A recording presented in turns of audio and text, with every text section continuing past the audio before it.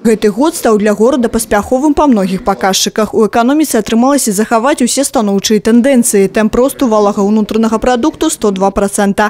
Выкананы план па стварэнні новых працоўных месцаў, экспарце тавараў. Так, напрыклад, у 2,5 разы павялічыліся пастаўкі ў Кітай, у 1,5 раза ва ўкраіну. Асаблівасць гэтага года рост у экспарце паслуг не толькі за кошт перавозак і будаўніцтва, але і IT-сферы. Сёлета брэсцкія айцішнікі зарабілі $15 мільёнаў США. На 15 миллионов долларов. Это хороший, серьезный рывок. И вот сегодня мы будем говорить о реструктуризации современного состояния нашего народно-хозяйственного комплекса с учетом веяний и требований времени. Наверное, за IT-бизнесом, за IT-технологиями будущее города Бреста в том числе. Мы сейчас планируем вместе с архитектурой, вместе со всеми службами заинтересованными создать в Бресте такой своеобразный IT-кластер.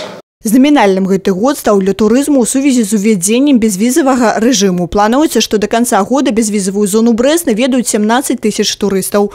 Прыбытак ад гэтай сферы склаў $3 мільёны США. Але з улікам патэнцыялу Брэста, лічыць кіраўніцтва горада, можна выйсці на большы паказчык. Прыкладам у гэтым служыць Гродна. Важным пытаннем для горада застаецца будаўніцтва. За 2018 год у Брэсце ўзведзена 200 тысяч метраў квадратных жылля. З 28 аб'ектаў да тысячагоддзя ўжо ўведзена ў эксплуатацыю 13.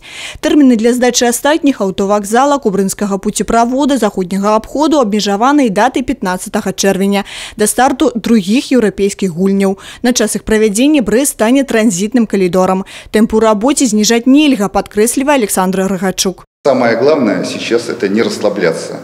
Не впадать в какую-то ложную эйфорию, что уже все построено, что мы празднуем, ни в коем случае. Поэтому мы встречаем, я имею в виду руководство города, активы города, встречает Новый год с рабочим настроением, но с праздничным оттенком. Таксама падчас пасяджэння быў зацверджаны бюджэт горада і вызначаны задачы на юбілейны год. Крысціна Пратасавіцкая, Роман Філюціч, тэлерадыёкампанія «Брэст».